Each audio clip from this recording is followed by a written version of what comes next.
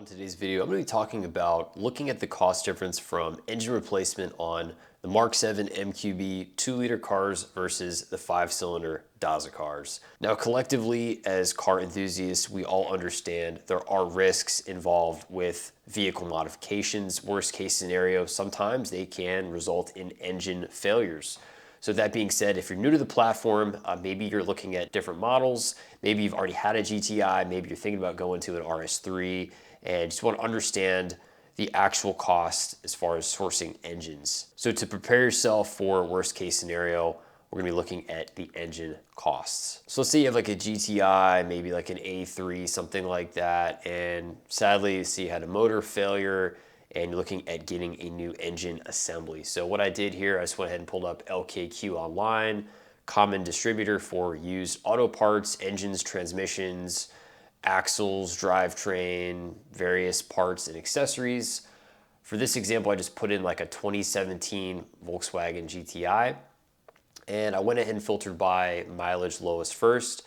And you can see right now we're looking at a fairly reasonable price point. We've got a couple examples under 100,000 miles on these stock motors, around that $4,000, $4,500 price point.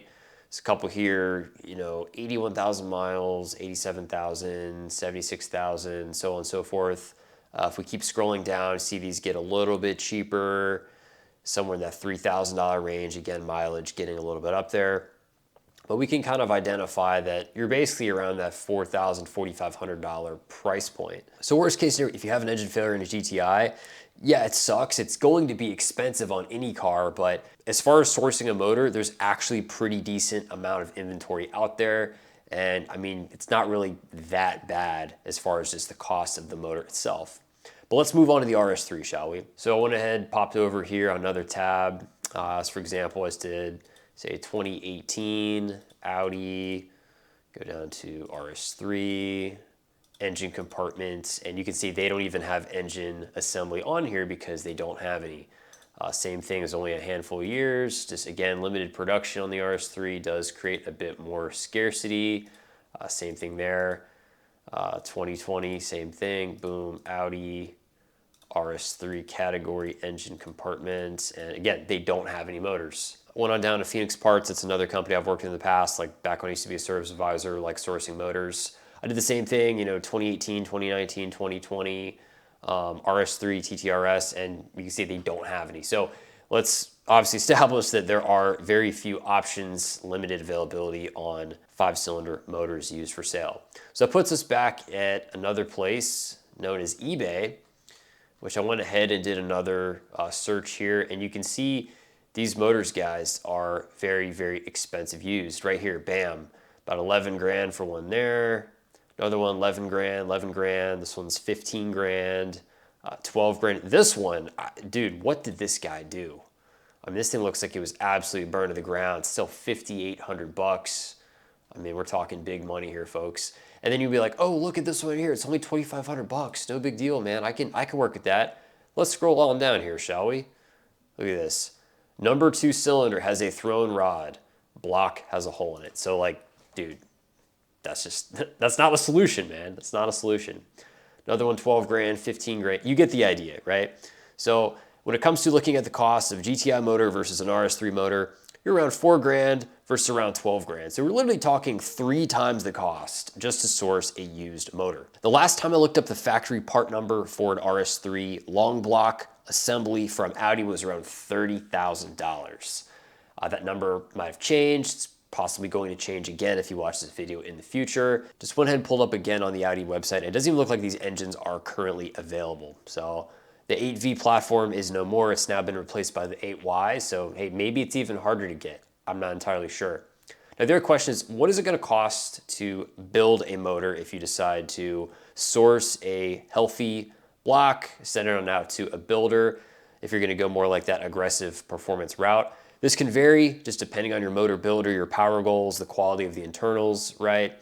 But I went ahead as a good kind of just benchmark here, hopped on over to IROS. It's pretty much like where most everybody can recognize like the authority for like aftermarket Daza performance. See right here, how much is an engine build? Typically from $10,000 to $20,000, right? So we're talking big money. One of this other website here, Bartech, looks like they have one here for about almost 16,000 euros. So probably over, what, 17 grand, somewhere in that ballpark, for a built motor that can take some serious power, around 1,000 horsepower. When you're looking at these two cars, again, maybe you're coming from a GTI, you're looking at getting into an RS3, or maybe you're pricing things out where, you know, you're talking about maybe a slightly newer Golf R versus a slightly older RS3. You're like, hey man, maybe the cars used market value, maybe there's not a huge difference in certain instances. However, when it comes to looking at the cost of building a motor, right? I mean, it's not even close. So just want to provide like a basic overview again, having worked as a service advisor in the past, like pricing out like used motors, worst case scenario if you run into an engine failure.